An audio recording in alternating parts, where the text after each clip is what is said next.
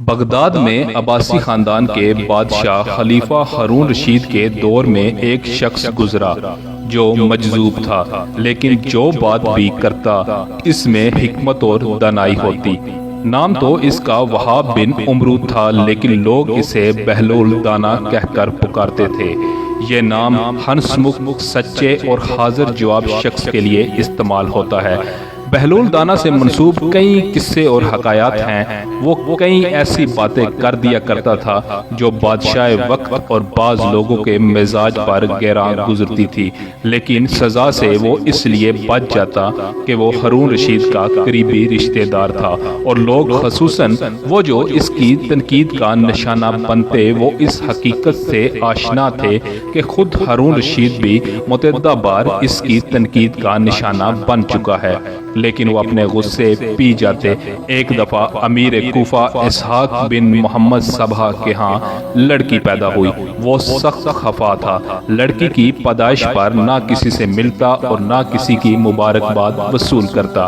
بہلول دانا کو جب اس کیفیت کا پتہ چلا تو اس نے امیر کوفہ سے کہا کہ وہ کیوں خفا ہے۔ امیر کوفہ نے کہا آرزو تھی کہ بیٹا پیدا ہو۔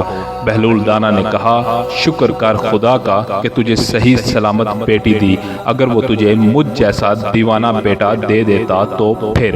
امیر کوفہ کو اس کی بے ساختگی پر ہنسی آ گئی، لیکن وہ اس کی تہ میں چھپی ہوئی حکمت جان گیا اور خدا کا شکر بجا لایا۔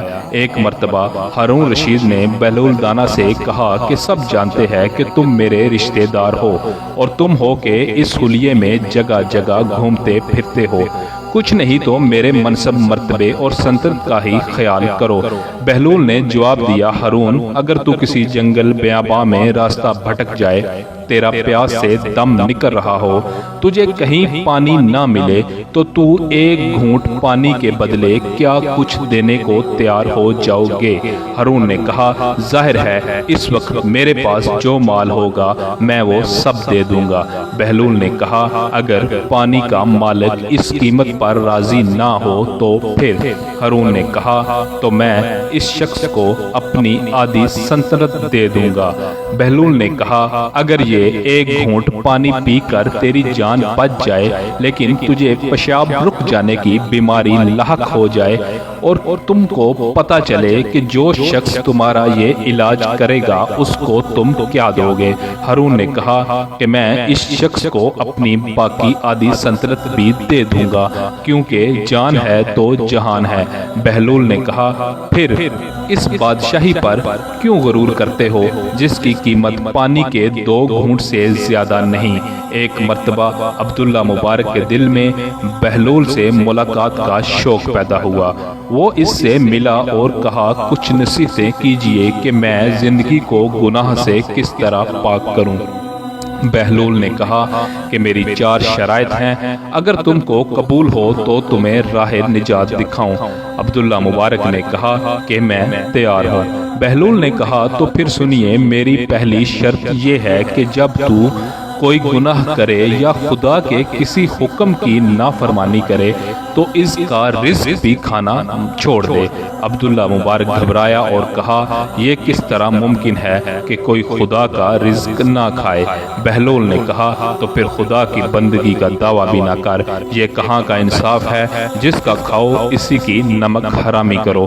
عبداللہ نے اعتراف کیا اور کہا آپ سچ فرماتے ہیں، دوسری شرط بتائیں۔ بہلول نے کہا کہ دوسری شرط یہ ہے کہ جب تو کوئی گناہ کرے تو خدا کی زمین سے پھر نکل جا۔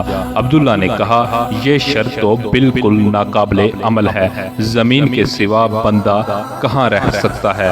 بہلول نے کہا تیرا خیال میں یہ صحیح ہے کہ بندہ جس ملک میں رہے اس کی نافرمانی بھی کرے؟ عبداللہ ناداں ہوا اور کہا بے شک آپ درست فرماتے ہیں، اب تیسری شرط بتائیں۔ بہلول نے کہا کہ میری تیسری شرط یہ ہے کہ جب تو خدا کی نافرمانی کرے تو ایسی جگہ جا جہاں خدا تجھے دیکھ نہ سکے۔ عبداللہ بولا یہ ناقابل عمل ہے، خدا تو حاضر و ناظر ہے، میں لاجواب ہوں۔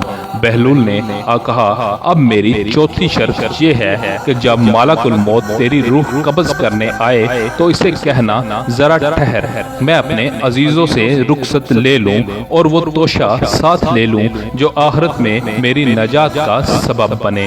عبداللہ بولا بھلا ملک الموت کسی کو مہلت دیتا ہے؟ یہ تو بڑی کڑی شرط ہے۔